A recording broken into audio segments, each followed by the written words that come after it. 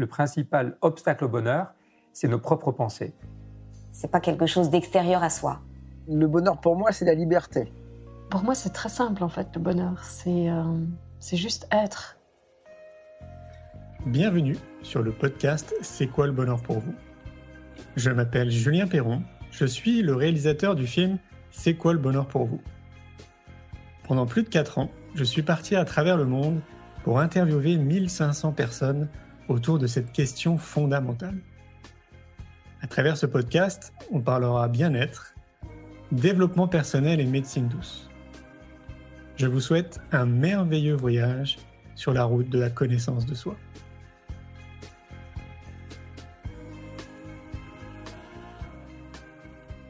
Aujourd'hui, j'ai le plaisir de recevoir Jérôme Oliveira. Jérôme est auteur et réalisateur de documentaires télé. Enseignant de yoga, il organise des conférences méditation avec des personnalités internationales parmi les plus inspirantes, comme Deepak Chopra, Eckhart Tolle, Neil Donald Walsh ou encore Marianne Williamson. Il est également éditeur pour le secteur bien-être chez lui. Je vous souhaite une belle écoute. Salut Jérôme. Salut Julien, bonjour tout le monde. Comment Merci beaucoup de m'inviter, je vais très bien, merci. Avec Et toi ? Écoute, très bien, hein, depuis 2 minutes. On était en train de papoter tout à l'heure. Oui, ça va super bien. C'était un peu ce qu'on se disait là en amont, à partir du moment où tu sais, t'es vraiment aligné avec qui tu es, avec tes valeurs. Bon, généralement, la vie est plutôt chouette. Oui, effectivement. Alors Jérôme, j'imagine qu'il y a des gens qui ne te connaissent pas et pourtant, tu vas nous l'expliquer, tu as organisé quand même des choses assez exceptionnelles avec des invités vraiment très importants du monde de la connaissance de soi justement. Mais je vais te laisser te présenter. Du coup, qui es-tu Jérôme ? D'où viens-tu ? Que fais-tu ? Alors je suis Jérôme Oliveira, je suis avant tout auteur, puisque j'ai écrit un premier livre publié il y a 3 ans qui s'appelle Brûlant d'amour. Suffit-il d'aimer et d'être aimé pour être heureux ? Et un dernier livre qui vient de sortir qui s'appelle Burning Love, le journal pour brûler d'amour sans se brûler les ailes. Et bien que ce fût mes 2 premières expériences en tant qu'auteur de livres, en réalité je suis auteur depuis 15-20 ans puisque j'ai écrit, réalisé des dizaines et des dizaines de documentaires télé. Et du coup, j'ai eu cette occasion d'écriture très, très précocement, en fait, dans ma vie. Voilà, donc c'est une continuité. Et puis, je suis également prof de yoga. J'ai découvert le yoga quand j'étais adolescent, à une époque où on ne faisait pas de yoga, il y a 35 ans. Et ça m'a sauvé la vie, littéralement sauvé la vie, à plein de niveaux. Et puis, je suis également éditeur. Éditeur aux éditions J'ai lu, éditeur bien-être, et je suis en charge de 2 grandes collections dans le paysage du développement personnel, du bien-être en France, puisque c'est la collection numéro 1, à savoir la collection bien-être de J'ai lu, où il y a notamment Lise Bourbeau, Cartier et tout ça. Et là, est une collection mythique de légendes qui s'appelle Aventure secrète, qui est la collection des petits livres rouges, des livres spirituels, et qui a 62 ans. Waouh. Ok. La prophétie des Andes, notamment. Ouais, la prophétie des Andes, qui est le best-seller d'Aventure secrète. Après, il y a Deepak Chopra, il y a Marianne Williamson, James Redfield, le Dalai Lama, Thich Nhat Hanh, Krishnamurti, enfin. C'est énorme. Les poids lourds contemporains. Ouais, exactement. Waouh. Et donc tu disais que c'est quoi ? C'est des courts-métrages que tu as réalisés ? C'est des documentaires ? C'est des films ? C'est des films. Non, ok. C'est des documentaires télé, uniquement télé. Je ne connais pas les autres circuits de distribution. Et j'ai commencé, il y a 20 ans. Il y a 20 ans cette année, j'ai commencé mon premier documentaire. Et puis après, j'ai monté une société de production qui s'appelle My Whole Project pour produire mes documentaires télé. Et puis également pour essayer de réunifier des parties de moi que je sentais vibrante, avec un fort désir de s'exprimer, à savoir le yoga, le développement personnel, le bien-être. Et à l'époque, en télé, personne n'en voulait. J'avais posé la question. Où les chaînes, les décideurs de chaînes, dans les chaînes, les directeurs d'antenne ne comprenaient pas en fait cette dimension bien-être, ne voyaient pas déjà quelle forme ça pourrait prendre en télé, et puis surtout à qui ça pourrait s'adresser. Ouais, bah oui. Et, et, et du coup, j'ai contourné cela parce que c'était important pour moi il y a 10 ans voyant ce qui se passait à l'étranger, à quel point c'était devenu une tendance très très forte, et puis sachant à quel point moi ça m'avait bouleversé, sauvé la vie le yoga et de devenir prof de yoga, que c'était l'objectif de transmission était devenu impérieux pour moi. Okay. Du coup, j'ai contacté Deepak Chopra et j'ai organisé la toute première conférence pour le bien-être dans un théâtre parisien. Ça s'appelait L'avenir de votre bien-être. Et c'était la première fois qu'il y avait une conférence dédiée au bien-être pour le grand public dans un théâtre parisien. Très bien. On est en quelle année? Quelle année? On est il y a 10 ans. Il y a 10 ans. Ouais. Et puis après, j'ai continué avec Eckhart Tolle, Marianne Williamson, Neil Donald Walsh, l'auteur de Conversations avec Dieu, c'était un moment épique. Anita Moorjani, enfin plein d'auteurs internationaux, Arun Gandhi. Et c'est à peu près à cette époque, Julien, qu'on s'est rencontrés en vrai. Ouais, énorme.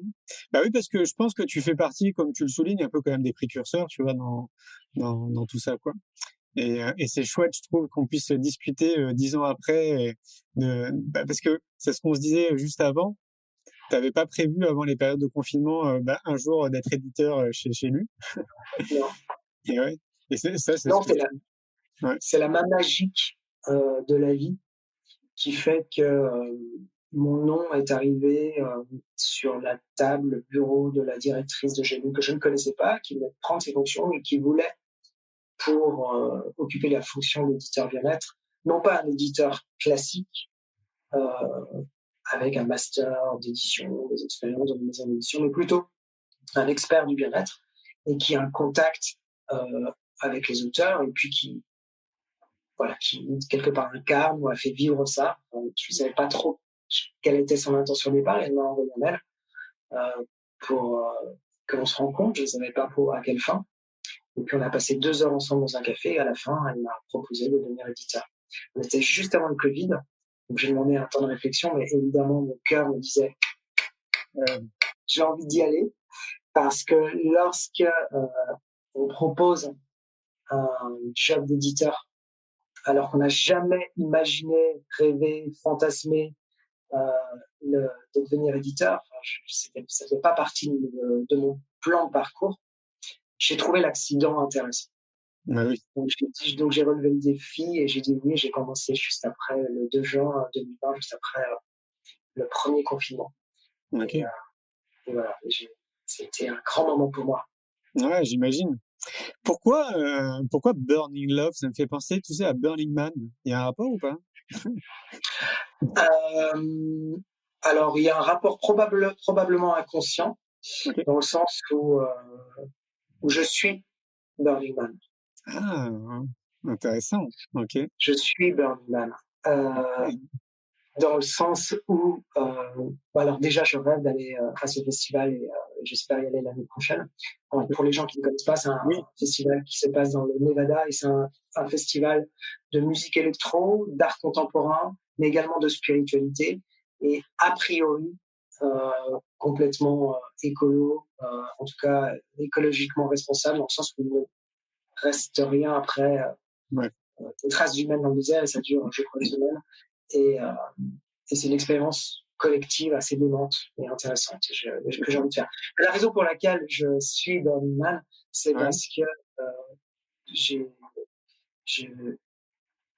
Burning Man signifie l'homme brûlant, et j'ai brûlé en fait tout simplement parce que, alors pas que métaphoriquement et symboliquement, mais quand j'ai eu 9 ans, j'ai eu un accident et mon visage a pris feu. Et j'ai été une torche vivante et j'ai été brûlé au 2e et 3e degré. Et ça a été un accident fondamental dans ma vie parce que j'avais plus de visage, j'avais plus de nez, j'avais plus de lèvres, j'avais plus de cheveux évidemment, j'avais plus de peau. Et ça a duré des mois et jusqu'à la reconstruction aussi de mon visage à la fin de l'adolescence. Et du coup, oui, il y a un lien entre Burning Man que j'ai traversé et Burning Love Burning Love, qui signifie amour brûlant, ou brûlant d'amour, et qui est une expérience, un état que j'ai vécu très précocement. J'avais 7-8 ans, avant même cet accident, et qui est un moment peut-être de lâcher prise entre deux cauchemars, et d'ouverture de mon cœur à une expérience, à l'expérience d'un état très profond d'amour qui m'a consumé dans tout mon corps et qui a élargi la conscience de mon cœur. On me demande souvent si j'ai eu peur quand j'en parle à mes amis de cette expérience, et oui, j'ai eu peur parce que en plus j'étais très anxieux en étant enfant, et le fait de vivre une expérience pas banale était une source d'anxiété.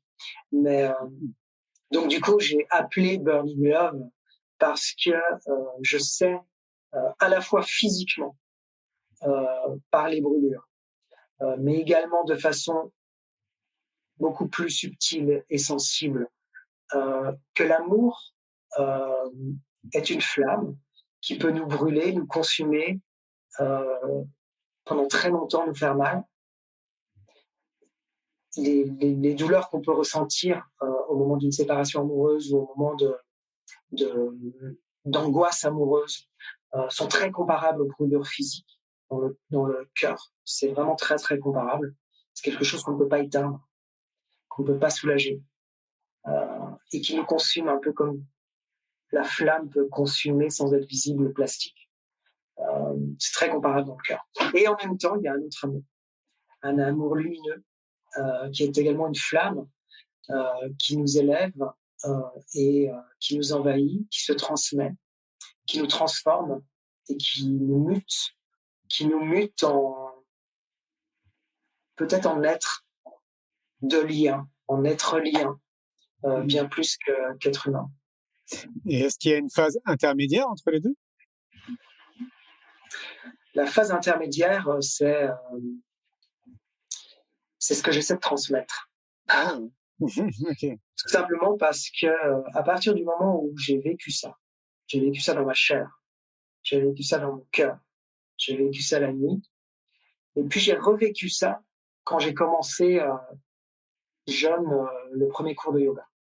Dans un état, au bout de 30 minutes, j'étais allongé en savasana, et j'ai senti dans mon cœur à nouveau s'ouvrir, ce que j'appelle ce point dans le cœur, et m'envahir et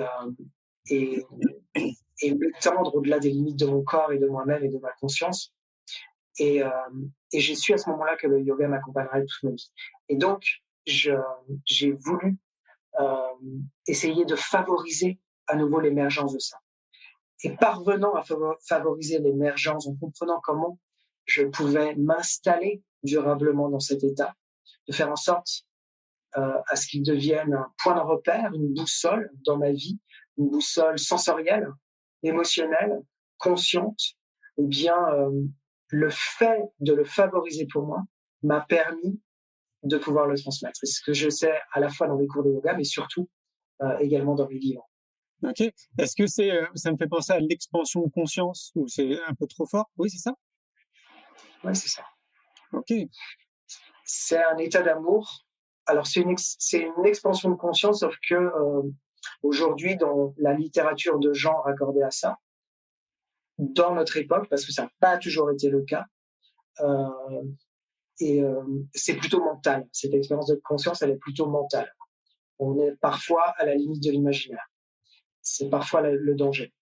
Là, ce dont je parle en termes d'expansion de conscience, c'est une expansion du cœur. Ok. Oui, ça paraît simple comme ça quand tu le dis, mais l'expansion du cœur, c'est. Alors, dis-moi si je me trompe, mais j'ai cru comprendre que c'est ce que tu enseignais, c'est ça? C'est ce que tu proposes? Non, moi j'enseigne du yoga. Mais, ouais. C'est une pratique de yoga, du hatha yoga. Mais dans ma pratique, j'essaie de faire vivre ça, mais sans le nommer, okay. Justement. parce que ce qui est intéressant, c'est de pouvoir faire vivre les gens sans faire vivre cette expérience, sans les sommer à vivre cette expérience, sans que ça devienne une direction, une directrice ou une injonction.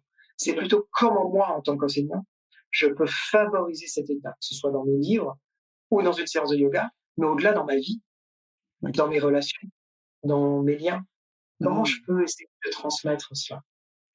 Ok, alors du coup, dans ton livre... Pardon? Dans mon job d'éditeur également aujourd'hui, c'est clair. Ok. Oui, donc en fait, de manière assez synthétique, c'est transmettre de l'amour.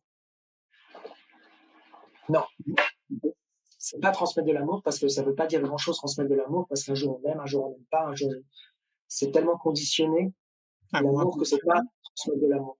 Moi, j'adorerais qu'un jour on transmette de l'amour et qu'il y ait des manifestations pour plus d'amour, qu'il y ait des émeutes d'amour, mais honnêtement, ça n'arrivera pas. Ça n'arrivera pas. Si ça arrive, j'aimerais en être. J'aimerais connaître cette expérience. Il y a des petites expériences, mais c'est sûr que c'est pas à l'échelle nationale. Hein. C'est pour ça que ça peut pas être une politique et ça peut pas être simplement un élan du cœur, je transmets de l'amour. Non, c'est comment je peux amener l'autre à faire l'expérience de lui-même et cette expérience du point dans le cœur. Les mystiques, que ce soit dans le yoga, les hindouistes se parlent de grottes cachées dans le cœur, une grotte inaccessible qui renfermera une lumière et une fois qu'on pénètre cette grotte, elle s'ouvre et nous illumine tout entier. Les kabbalistes parlent de point dans le cœur, un tout petit point dans le cœur. Et une fois que l'on ressent ça, mais je suis sûr que tu l'as déjà ressenti. C'est possible. Une fois que l'on ressent cela, on peut complètement se laisser aller à cela. Je discutais avec une femme éditrice qui est d'obédience catholique, c'est vraiment un repère chez elle. Et voilà, et on parlait de ça justement, et elle me parlait de la grâce et de l'Esprit Saint dans le catholicisme. Alors moi, j'ai aucun repère religieux, aucun repère catholique, donc ça m'est complètement étranger ce vocabulaire, mais je pense que c'est la même idée. Et en tout cas, pour moi, le point, c'est le point dans le cœur et qui cherche à s'ouvrir tout simplement comme ça. Et là, comment on le favorise? Comment on favorise cela? Il y a deux éléments fondamentaux. Après, il y en a plein, c'est comme un jeu de construction. Mais les deux éléments fondamentaux, c'est tout d'abord, tout simplement, la paix intérieure profonde, pouvoir accéder à un état de paix intérieure qui ne soit pas juste un bref instant. Et puis, la conscience de cela, c'est-à-dire la sensibilité de cela. C'est-à-dire cette capacité à pouvoir le ressentir. C'est les ingrédients, disons, de base pour faire l'omelette. Et après, on peut affiner, faire grandir. Et voilà. Ça te semble accessible à la majorité? Oui, absolument. Okay. Tant qu'on est humain, c'est accessible. Et donc, dans ton livre, qu'est-ce qu'on retrouve? Dans mon premier livre, Brûlant d'amour, suffit-il d'aimer et d'être aimé pour être heureux, je décris cette expérience. C'est vraiment un livre de description où j'essaie à la fois de décrire cette expérience jusqu'à l'extase, parce que le point culminant de ça, c'est un état d'extase. Puis en même temps, essayer de faire l'analogie par rapport à la pauvreté de relations amoureuses que l'on connaît aujourd'hui collectivement. C'est-à-dire toutes les statistiques montrent qu'aujourd'hui, y compris chez les jeunes, y compris chez les personnes moins jeunes, mais y compris également si on est dans un engagement spirituel, c'est vraiment une tendance malheureusement qui s'impose, à savoir une sorte de renoncement à l'amour. Okay. On ne croit plus en l'amour. On veut bien croire en autre chose, mais la relation à deux, la relation amoureuse, c'est compliqué. Ça m'a vachement intéressé quand j'ai lu ces statistiques parce que j'ai jamais rien compris en étant enfant par rapport à toutes les difficultés que les adultes autour de moi pouvaient faire face. Parce que justement, pour moi, le lien amoureux, c'est quelque chose de simple et de naturel Et je voyais pas comment humainement c'était possible de se complexifier la vie au point de pouvoir rendre la vie détestable pour l'autre et détestable pour soi, d'un point de vue amoureux. Et du coup, j'essaie de comprendre, en fait.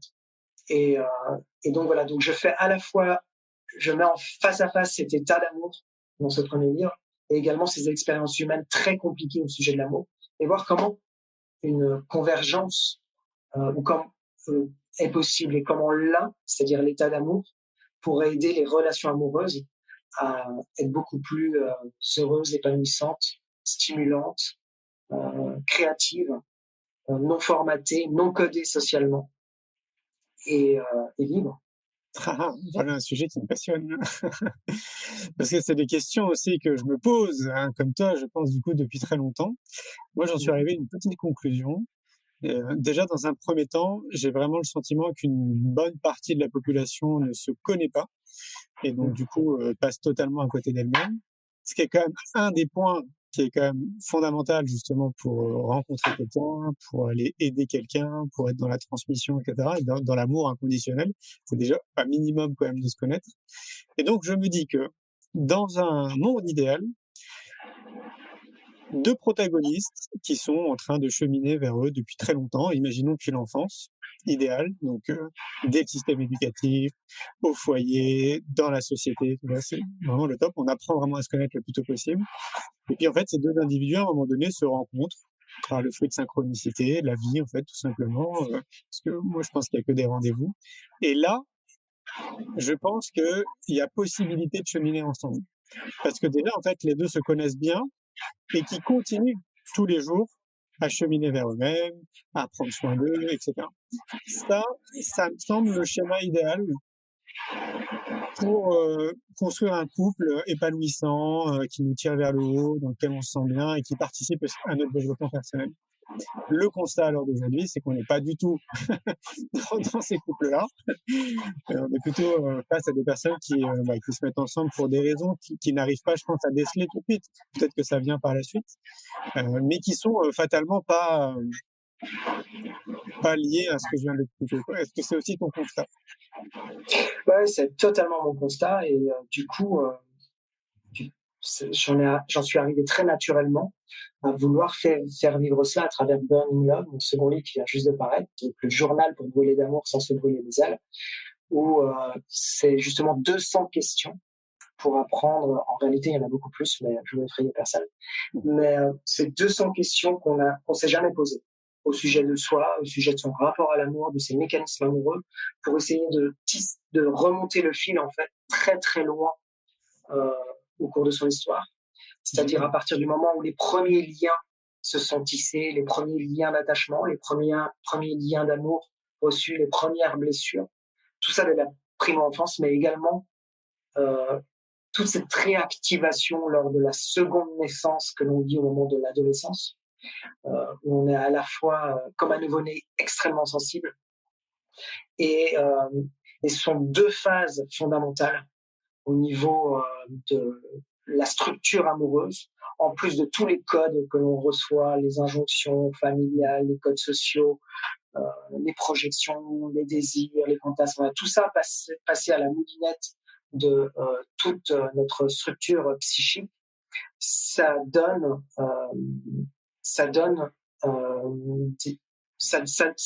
en fait un être humain qui ne se connaît pas et qui va rencontrer une autre personne qu'elle ne pourra jamais connaître non plus. Et à deux, elles vont essayer, tant bien que mal, de vivre une histoire à travers leurs blessures, leurs frustrations, leur lien d'attachement et toutes les épreuves en fait que la vie en plus va leur réserver. C'est ça. Et qui va réactiver toutes ces choses. Et effectivement, sans se ressentir, parce que le premier acte de la connaissance de soi, c'est déjà se ressentir, de ressentir pleinement. Et après, c'est essayer de se comprendre. À travers se comprendre, c'est essayer de poser des mots. Et pour pouvoir poser des mots, il faut se poser des questions. Et le truc, c'est que on est tellement formaté qu'on se pose tout le temps les mêmes questions. Donc, évidemment, c'est toujours les mêmes réponses qui reviennent. c'est la faute à mon père, c'est la faute à ma mère, c'est la faute à mon conjoint, à ma partenaire. C'est toujours les mêmes histoires qui ressortent, qui doivent user tous les psys. Et alors qu'en réalité, il faut justement et c'est ce que j'ai essayé d'apporter à travers Burning Love, essayer de bousculer ça et se poser des questions qu'on ne s'est jamais posées, pour essayer de se déformater, de se déplisser par rapport à tous les plis qu'on a pu et tous les plis et la poussière qui nous constituent d'une certaine façon, qui constituent une structure psychique, émotionnelle, sensorielle, et puis surtout en lien avec le reste. C'est-à-dire le travail, l'amour, mais aussi les enfants, les parents, et les amis et toutes les personnes qu'on ne connaît pas. Et en plus, on croit être ça. Donc, on va scotcher tout ce truc qu'on ne connaît pas avec la croyance d'un truc qui ne correspond absolument à rien de ce que nous sommes. Et comment être heureux en amour à travers tout ça? J'ai rencontré le docteur en psychologie de l'université de Berkeley qui a dédié sa vie à essayer de comprendre justement tous ces phénomènes. Il s'appelle Arthur Aron, qui est le mari d'Hélène Aron, très célèbre, puisqu'Hélène Aron, elle a écrit des livres, contrairement à lui. Hélène Aron, c'est elle qui a conceptualisé, qui a découvert l'hypersensibilité. On en parle beaucoup aujourd'hui. Et donc, son mari a dédié sa vie à essayer de comprendre les mécanismes à l'œuvre dans les relations amoureuses, le choc amoureux. Et il en vient à cette conclusion absolument implacable. En étudiant votre santé mentale, psychiquement, on peut prédire votre histoire amoureuse. Ce qui va se passer. Okay. Si vous allez être heureux ou malheureux. Comment elle va s'arrêter. Le fait qu'elle va s'arrêter. Si vous allez être la personne qui va quitter ou qui va être quittée. Tellement on est formaté. C'est non pas une prouesse de la psychologie de pouvoir faire ça, c'est simplement une sous-prouesse humaine de se coder et d'être tellement emprisonné dans le code qu'on en devient prédictible amoureusement. Donc, il y a deux chemins possibles face à ça. Un chemin sauvage, que j'adore, et qui est le fait de tomber amoureux. Qui est le fait de tomber amoureux. Parce que quand on tombe amoureux, quand on vit une passion, quand on vit un truc, c'est un moment où tout est possible. C'est un grand vertige. Et toutes ces choses-là, justement, sont bousculées, sont remises en question. Ça nous donne une énergie qui est absolument dingue. Et le problème, c'est que très vite, ça peut recréer du stress, cette sensation, de l'anxiété. On va tout de suite retomber dans cette boule de scotch qui nous constitue. Et s'enfermer et du coup, éventuellement, souffrir. Donc, c'est un peu le problème de ça. Mais néanmoins, c'est quand même une ouverture, ce choc amoureux absolument incroyable sur la conscience de soi, sur le fait d'être traversé par un élan de vie puissant, rarement aussi puissant. Je pense que il y a ce choc amoureux et la mort qui sont deux élans comme ça, absolument dingues, qui nous foudroient. Il y en a rarement d'autres. Peut-être dans la sexualité. Peut-être dans la sexualité, c'est possible. Ouais, peut-être dans la sexualité, mais pas dans toutes les formes de sexualité. Et quand je parle de cela, c'est pas d'orientation sexuelle ou de typologie sexuelle, mais simplement de présence à soi et d'abandon à l'autre. Effectivement, on peut vivre ça. Absolument. Absolument. J'en parle beaucoup. Ah, ok, tu vois. Ouais, j'en parle beaucoup parce que c'est vraiment le moyen de vivre par le haut une sexualité absolument magique, quoi. Absolument magique. Très très loin de, justement, enfin, c'est encore un autre sujet, mais du coup c'est chouette parce que c'est connecté à ton livre de la sexualité qu'on nous propose, que la société nous propose. Je pense que le domaine le plus codé, là où il y a le plus de codes sociaux et de moins d'espace de liberté pour l'imaginaire, pour la créativité, pour soi, pour l'abandon, pour la confiance, c'est la sexualité. C'est absolument dingue comme c'est codé. Absolument dingue. Ouais. Merci les films porno, quoi. Ouais, merci les êtres humains, dans le sens où qui a constitué cette méga industrie C'est ça. Oui, c'est vrai. Si elle existe, c'est Donc, qu'on la regarde, donc forcément. ouais, c'est qu'elle correspond à un besoin. Ouais. Et le problème, c'est que c'est pas tant le porno, en fait, c'est vraiment le fait de. Je suis pas sûr que ce soit le porno qui ait créé ces codes sexuels. Je pense qu'ils étaient déjà très pauvres avant. Oui, sûrement. Sûrement qu'ils étaient déjà très pauvres avant. Il y a de fortes chances. Mais à mon sens, ça a quand même codifié, encore plus, j'ai l'impression d'ailleurs, pour cette nouvelle génération, là, qui a 20-30 ans, ça a quand même vachement codifié. Enfin, on est très loin. Enfin, l'idée motrice que j'entends derrière tout ça, c'est il faut absolument jouir, il faut absolument avoir un orgasme le plus rapidement possible. Si tu couches avec quelqu'un et qu'il n'y a pas d'orgasme, en fait, bah, en gros, c'est comme si tu n'avais pas fait l'amour, quoi. Enfin, tu vois, il y a une espèce de pression, d'ailleurs, qui est juste dingue.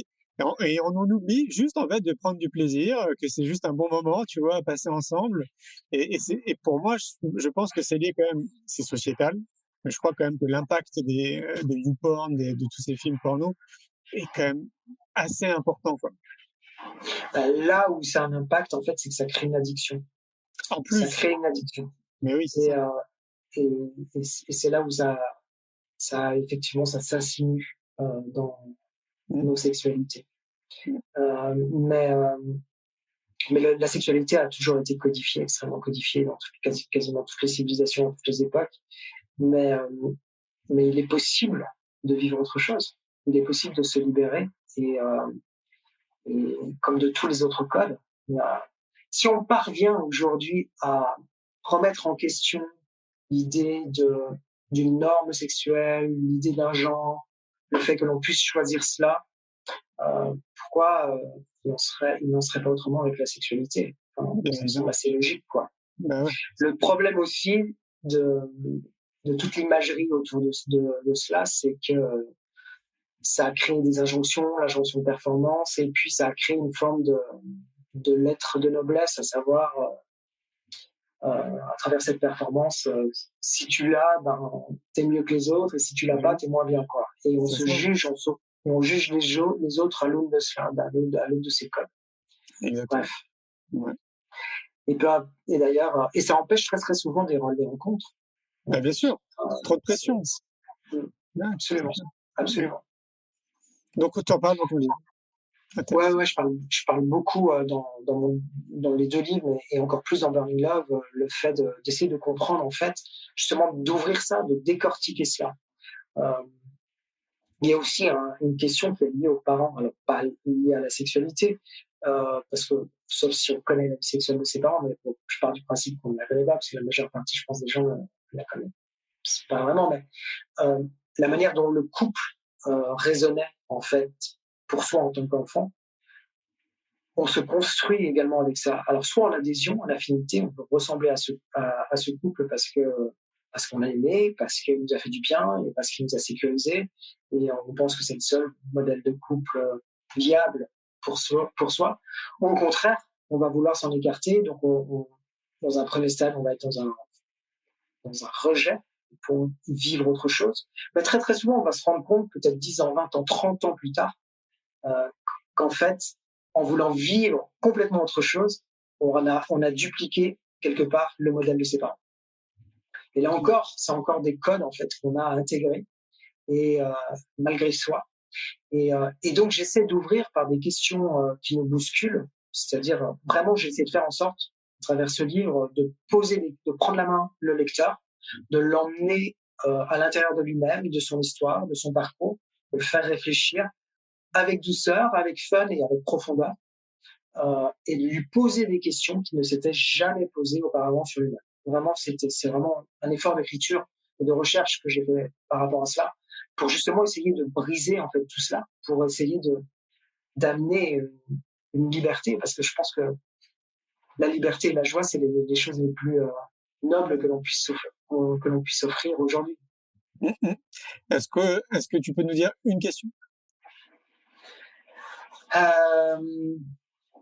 Une question, c'est compliqué parce qu'il y en a beaucoup, mais je peux dire par exemple que le point de départ, ça va être un truc genre, on est à la plage, on a un livre genre Feel Good, c'est mon livre. Et là, on fait le bilan historique, la chronologie de toutes les relations que l'on a pu avoir, qu'elles soient amoureuses, sexuelles. On essaye vraiment de faire remonter à la surface de son souvenir. Si on en oublie, c'est pas grave, mais c'est intéressant de noter qu'on a oublié le prénom, qu'on ne sait pas trop, qu'on sait, ce dont on se souvient, c'est un moment de plaisir, mais c'est pas tant la personne, mais plutôt l'endroit. Ça va être des choses comme ça. Et toutes ces choses vont indiquer vont indiquer en fait une manière de fonctionner. C'est-à-dire une manière d'être sensible à l'autre, une manière d'être sensible au monde, une manière d'être sensible au plaisir.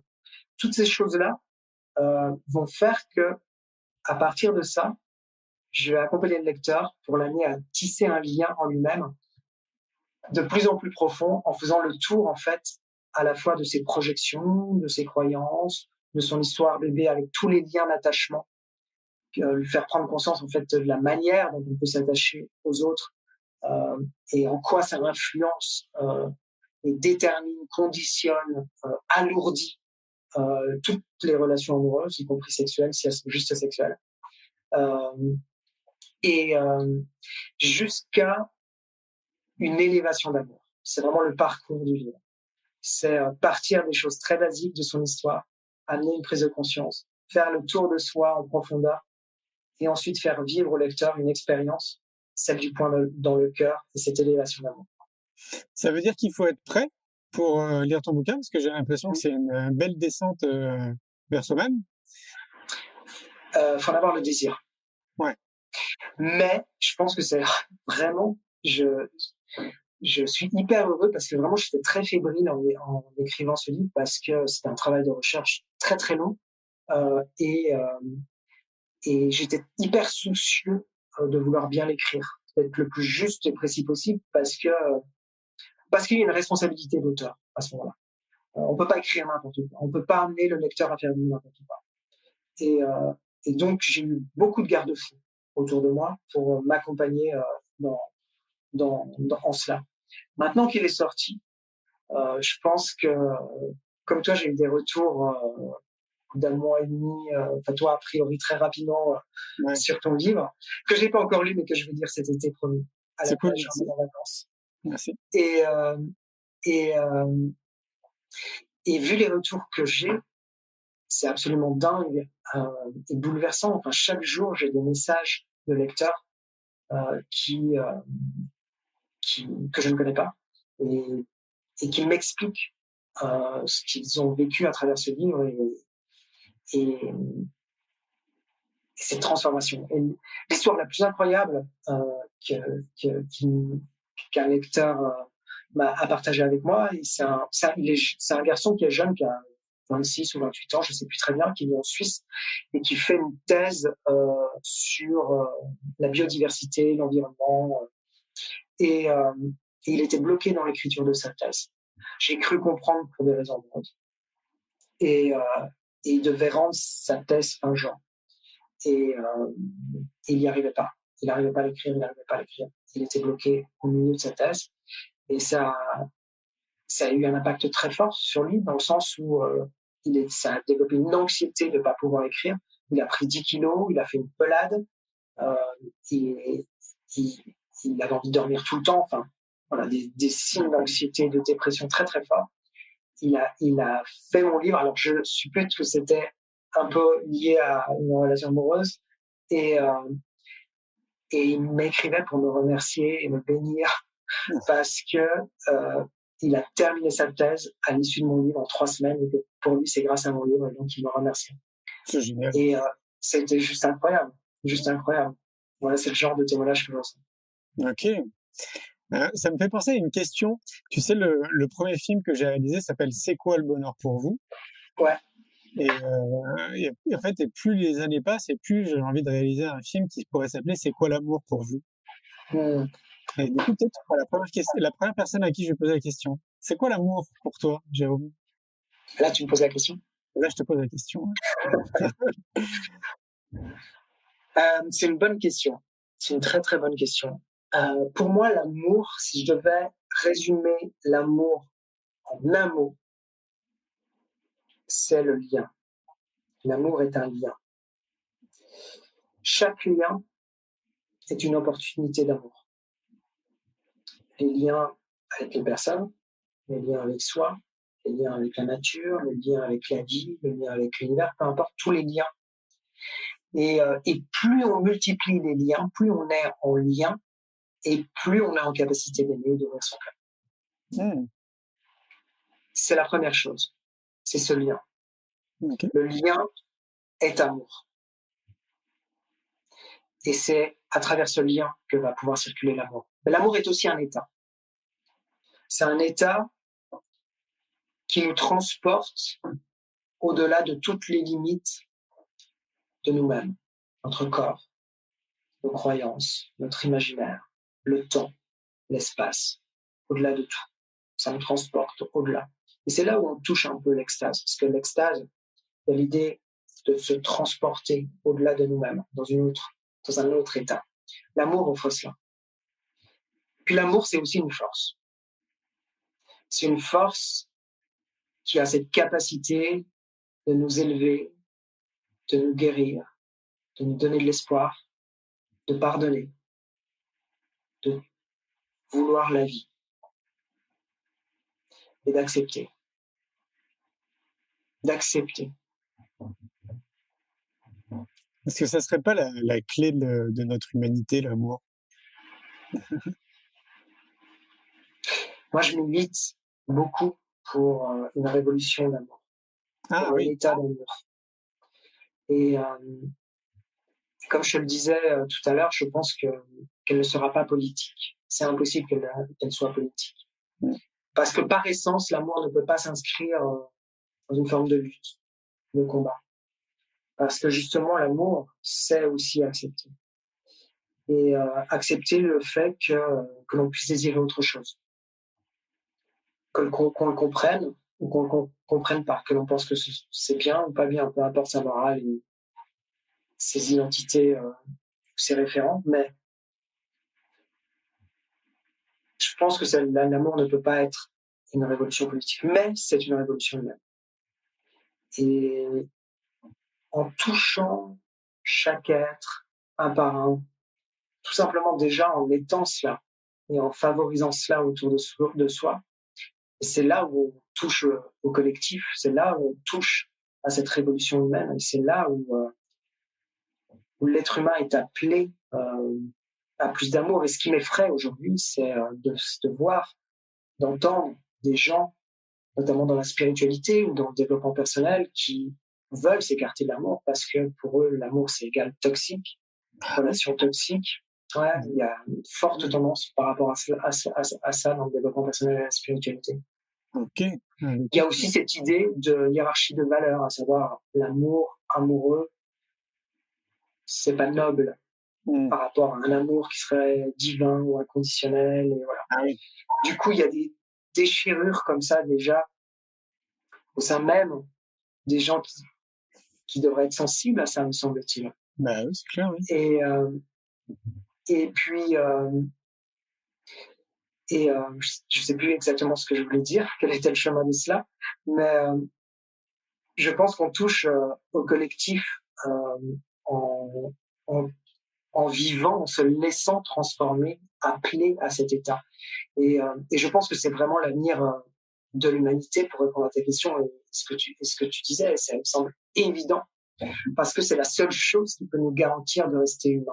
C'est la seule chose qui puisse nous garantir de vivre une évolution humaine si l'être humain n'a pas parachevé son évolution. C'est la seule chose qui puisse nous affranchir, en fait, de toute cette apocalypse ambiant qu'il y a en ce moment et qui fait qu'on manque d'oxygène, d'ouverture et surtout de lien. Ce qui est dangereux dans notre époque, c'est que les liens sont hyper fragmentés alors que justement on a une capacité de rencontre qui n'a jamais été aussi forte, aussi puissante, aussi universelle, aussi collective. Et néanmoins, quand on se rencontre, eh bien, on s'aperçoit je parle des plateformes de rencontre, on se rencontre mal la plupart du temps. Et quand je dis mal, c'est pas une question de bien ou de mal, mais une question de Oui, profondeur. oui, On ne se rencontre pas authentiquement. C'est de plus en plus euh, un affichage marketing d'une idée de soi, d'une identité, d'un avatar. On s'avatarise et c'est deux avatars qui se rencontrent et qui aimeraient se désirer à un moment donné, ouais, peut-être pour ne pas être seul, parce qu'au fond, on est quand même, très clairement, on se sent seul. très clairement. C'est Et, c'est les codes, mais c'est les codes de la société de consommation, hein. C'est de la pure consommation. c'est de la pure consommation. Mais oui, moi, ça me semble évident que c'est l'avenir de l'humanité. C'est pour ça que c'est si important pour moi de parler d'amour, et d'être dans l'amour, de démocratiser l'amour et de faire en sorte que il y a tellement de gens qui souffrent en amour, qui sont tristes en amour en ce moment, soit parce qu'ils ne trouvent pas l'amour, soit parce qu'ils souffrent affreusement d'une rupture, douloureusement, depuis très longtemps, soit parce qu'ils ont renoncé à l'amour, soit parce qu'ils sont en couple et que ça ne va pas dans leur couple, justement, qu'ils n'arrivent pas à s'épanouir, pour plein de raisons. Et il y a tellement de difficultés en amour aujourd'hui. C'est clair. Mais ce serait quoi une société sans amour? Imaginons une société sans amour, où il n'y aurait plus d'amour. On serait comme ça des avatars technoïdes, des êtres à la recherche du succès, du travail, de la performance, et finalement l'autre serait un élément à la disposition de soi qui nous permettrait d'assouvir quelque part une finalité dans nos objectifs, dans nos besoins, soit le succès, la réussite, je sais pas quoi. Peu importe ce que les gens veulent mettre dedans, mais imaginons qu'il n'y ait plus d'amour. Imaginons qu'il n'y ait plus d'amour. Ça voudrait dire qu'il n'y aurait plus d'amour entre les parents, dans les couples, entre des parents aux enfants, des enfants aux parents, des frères et sœurs. C'est plus d'émotion. Mais c'est impossible. Mm. On ne serait plus des êtres humains. Qu'est-ce qu'on serait? Ah, ça, c'est une belle question. Je pense que ça pourrait même faire l'objet de documentaires science-fiction, de films science-fiction. Enfin, je pense que ça pourrait faire un lien hyper intéressant. Tu sais, je vois très bien un film autour de ça, tu sais. Ouais. Mais du coup, il faut. Voilà, moi, ça me vient pas. En fait, moi, ce que j'ai imaginé tout de suite quand tu disais ça, je voyais la peur, parce que pour moi, c'est l'inverse de l'amour, du coup, c'est la peur. Donc, j'ai imaginé plutôt une société qui tourne autour de ça, c'est autour de la peur, quoi. Tout le monde est un peu sclérosé, chacun dans sa boîte à lapin. Hein. Mais ouais, du coup, ça évoque aussi le fait que tout le monde soit coupé de leurs émotions. Donc, c'est un peu un monde robotique, quoi, quelque part, quoi, peut-être. Tu vois? Alors, on sent aujourd'hui que l'être humain a envie de faire l'expérience de lui-même en tant que robot, en tant que technoïde, en tant que ou d'être biologiquement amélioré par la technologie. Et mais il y a une profondeur humaine, il y a une profondeur humaine, il y a une essence humaine, il y a un lien entre l'être humain et la vie. Et moi, j'ai foi en l'être humain et en sa capacité à se réinventer et à renaître à lui-même. Tout simplement parce qu'on ne sait jamais, quand un homme s'endort, quand il se couche, ce à quoi il pense. Est-ce que je me sens heureux? Est-ce que je suis content de ma journée? Est-ce que finalement pourquoi j'ai agi comme ça? Pourquoi est-ce que je suis pas un peu coupable là? Est-ce que j'ai pas un peu honte? Et on ne sait jamais quelle est la dernière pensée d'une personne qui dort. Ah ouais. Et ça, c'est un lien très très profond avec lui-même. J'ai une autre question qui me vient à l'esprit. Tu sais, souvent dans la spiritualité, parce que tu parlais de spiritualité, on entend quand même assez souvent le masculin sacré, le féminin sacré. Est-ce que c'est des notions qui te parlent? Est-ce que c'est des notions que toi tu évoques aussi dans tes livres? C'est quoi ton point de vue autour de ça? Parce que je sais pas, moi je trouve qu'il y a une espèce de phénomène de mode, tu sais, avec le masculin sacré et le féminin sacré, quoi. Mais je sais pas si réellement les gens ils savent de quoi ils parlent. Alors c'est un vocabulaire qui m'est complètement étranger. Ok. Ce sont des concepts que je connais en tant qu'ami de gens qui pratiquent, mais également en tant qu'éditeur, parce qu'il y a effectivement, comme tu dis, beaucoup de livres à la mode là-dessus, mais c'est fini d'ailleurs. Ça marche beaucoup moins. Mais Non, c'est un vocabulaire qui m'est complètement étranger parce que la question du masculin sacré, du féminin sacré, en fait, c'est pas important pour moi. Ok. Je pense que c'est encore des concepts c'est encore le mental, des projections, un imaginaire qui se surajoute, alors qu'on doit faire l'inverse, je crois. En tout cas, moi, mon chemin, celui que je propose, c'est l'inverse. C'est vraiment essayer de vivre un retour à soi et à l'essentiel, et justement pas d'étiqueter des choses et de les coder. Oui, finalement, c'est revenir aux bases, ce que tu proposes, c'est de se connaître. C'est hyper simple, mais c'est hyper simple. Le chemin est facile. Et donc le cadeau que tu proposes, in fine, à la fin de ce livre, qu'est-ce qui se passe quand le lecteur il ferme le livre?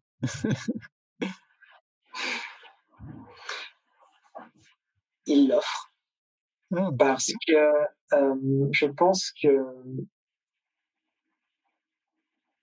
en fait, c'est super de vivre cette transformation, mais c'est chouette aussi de pouvoir faire vivre cette transformation. Et je pense qu'à un moment donné, plus on sera nombreux à vivre cette transformation, et tu as un très bel élan toi pour amener cela, merci. eh bien, il y a un moment donné, toutes les personnes qui ne la vivent pas voudront la vivre, voudront en être spontanément. Il n'y aura même pas besoin de les convaincre. Ouais, je Ce vois. sera naturel. Mm. Et là, ce sera une révolution de société. Oh là là, quel cadeau! Quel cadeau on ferait à l'humanité! C'est un peu j'allais dire l'ambition, mais je sais pas si c'est le terme de l'écriture de mon livre, justement. Parce que finalement, c'est comme toi, c'est-à-dire dans le sens où toi, bah, c'est autour de l'amour, mais ce qui nous relie, c'est de partir du principe que revenons aux bases, en fait, revenons à se connaître bien comme il faut, à passer du temps avec nous, tu sais, à se positionner un peu comme un chercheur, quoi, en gros, à apprendre à se connaître sur toutes les facettes de tout ce qu'on est profondément, ou idéalement, comme je le disais au tout début de notre échange, que la société s'empare de ça et que le savoir-être et la connaissance de soi soient intégrés à l'école, dans les foyers, dans les séries télé, dans le mainstream, tu vois, politiquement, etc. Ça serait vraiment l'idéal. Ouais. Ah, je suis bien d'accord avec toi et je peux que t'encourager à aller dans cette voie et à suivre cette voie. Et si je peux t'aider dans cette voie, n'hésite pas à me solliciter. Dac, ok. Ben écoute, avec joie. Moi, je suis dans un processus de décroyance où justement tout ce qui est trop mental, parce que je suis un garçon mental, j'essaie de m'en affranchir, de m'en libérer pour ramener en fait la connaissance de soi, c'est vraiment essayer de se comprendre et de se ressentir. Et ce qu'il y a de super intéressant, et c'est là où, ah bah tiens, on va mettre le mot sacré, où c'est une voie sacrée, c'est une voie royale.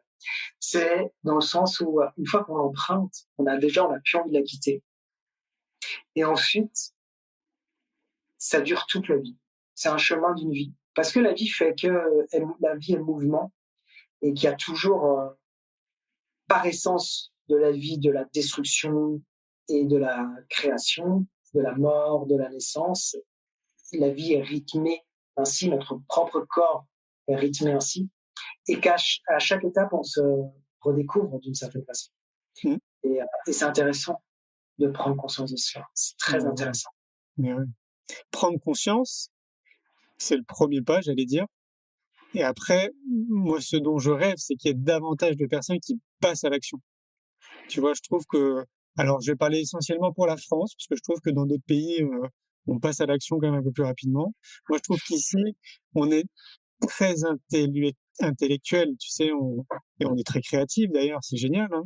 Mais tu sais, on aime bien les brainstorming, les réunions. Mais alors, dès qu'il faut passer à l'action, et encore plus quand c'est pour soi, parce que justement, dans notre société judéo-chrétienne, on nous fait croire que c'est égoïste de s'occuper de soi avant de s'occuper des autres, bah, ça devient très challengeant quand même pour beaucoup de personnes. Et c'est pour ça qu'il faut des acteurs comme toi, comme moi. On est des millions de personnes à se mobiliser, à semer des graines. Moi, je trouve qu'on sème des graines, c'est un peu comme un jardinier, Ouais. parce qu'on a besoin vraiment de cette accélération de prise de conscience. On a vraiment besoin de ça, qu'il y ait de plus en plus de personnes qui ont déjà cette prise de conscience et après, hop, qui fassent le premier pas pour eux. Et là, il n'y a pas de petit, moyen ou grand pas. Il y a juste déjà le pas pour toi, qui est déjà très, très important, quoi. Mais oui, moi, j'aimerais tellement qu'il y ait davantage de personnes qui passent de la conscientisation à l'action. C'est ce que tu vois, toi aussi, ou?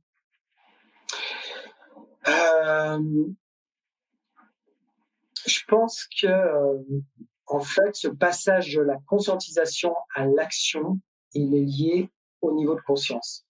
Oui. C'est-à-dire que le fait de bien aimer, d'être attiré par, de lire tel livre, c'est insuffisant en réalité, justement pour le passage à l'action. Et donc le seul moyen, c'est de s'engager vraiment. Oui. Peut-être que c'est une voie thérapeutique, peut-être que c'est d'aller voir un psy, peut-être, peu importe le chemin que va choisir la personne, mais en tout cas, essayer de vivre. C'est Deepak Chopra, j'avais posé la question il y a 10 ans, c'est marrant parce que tu as fait la même analogie, savoir, mais c'est quoi la spiritualité en fait? Moi, je ne comprends pas le mot spiritualité, parce que moi, je viens d'une famille pas du tout comme toi dans le développement personnel. Moi, c'est une famille pas du tout là-dedans, et en plus athée, j'ai eu aucun code par rapport à ça. Ce qui est plutôt pas mal à la fois, dans le sens où ça m'appelle j'ai pu faire mon propre chemin. Mais et je lui ai donc posé la question, mais je comprenais pas ce mot en fait, spiritualité. Et il m'avait répondu, mais la spiritualité, c'est la connaissance de soi. Et à la fois, je trouve que ça illumine ce chemin de connaissance de soi, que de le voir comme ça. Puis en même temps, ça rend la spiritualité très basique et très simple. Hein. Parce qu'apprendre à se connaître, je veux dire, il y a combien de gens qui adorent les animaux, qui passent du temps à essayer de comprendre les animaux, à vouloir pareil avec la nature et tout ça, et pourquoi pas au sujet de son corps, déjà de son anatomie, et puis de ses émotions, et puis sa psychologie, et puis son histoire, et puis c'est la manière dont on est en lien avec tous les autres. C'est ça. Mais oui, mais c'est exactement ça. Ça me paraît tellement évident. Mais oui, complètement. Mais je te rejoins, moi, sur la spiritualité. Je trouve qu'en France, encore notamment, je trouve qu'on l'associe vraiment de trop près à des mouvements religieux, par exemple. Et c'est tellement pas ça, quoi, la spiritualité. C'est tellement. D'ailleurs, pareil, ce qui me vient à l'esprit, c'est qu'on pourrait faire aussi un film. C'est quoi la spiritualité pour vous? Il y aurait plein de réponses. Moi, je cultive ma spiritualité, par exemple, dans la nature. Je me sens totalement en communion avec la nature et j'ai l'impression d'être un frère. Tu vois, je me sens bien, voilà, quand je suis seul en pleine nature, quoi, et que je bivouaque. Ça, c'est pour moi, c'est cultiver une forme de spiritualité parce que je me sens connecté aux papillons, à la fourmi, au cafard, à la plante. Je me sens un peu comme à la maison, en fait. Ouais, moi, c'est pareil. C'est très, très drôle parce que je donnais un stage de yoga le week-end dernier en forêt, justement. Ok.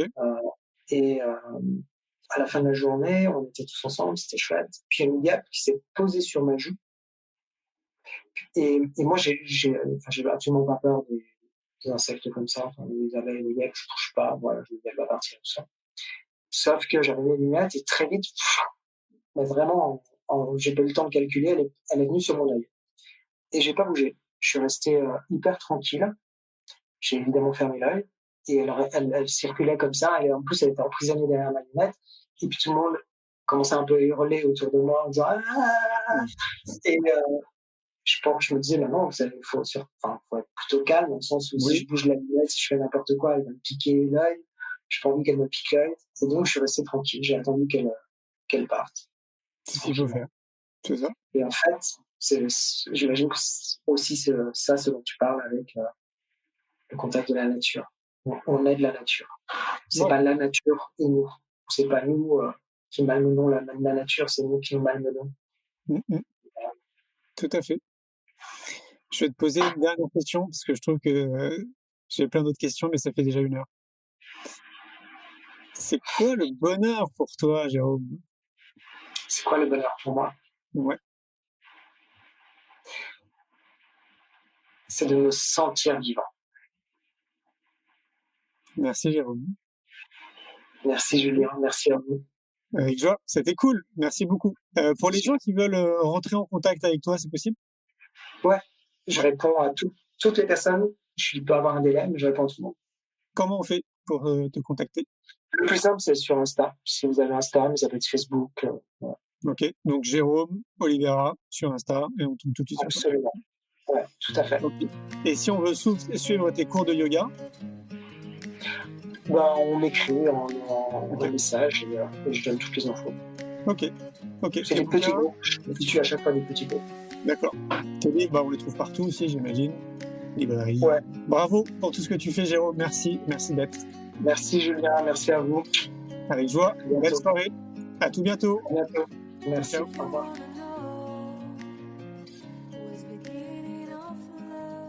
Un grand merci pour votre écoute. J'espère que vous avez passé un bon moment avec nous. Pour prolonger l'expérience C'est quoi le bonheur pour vous et continuer votre cheminement sur la connaissance de soi, je vous invite vivement à lire mon livre C'est quoi le bonheur pour vous, que vous trouverez dans toutes les librairies. Jouez et amusez-vous avec le jeu de cartes entre amis, avec des inconnus, dans le monde de l'entreprise, à l'école. Regardez le film C'est quoi le bonheur pour vous. Et surtout, prenez soin de vous. Je vous souhaite un merveilleux voyage vers vous-même.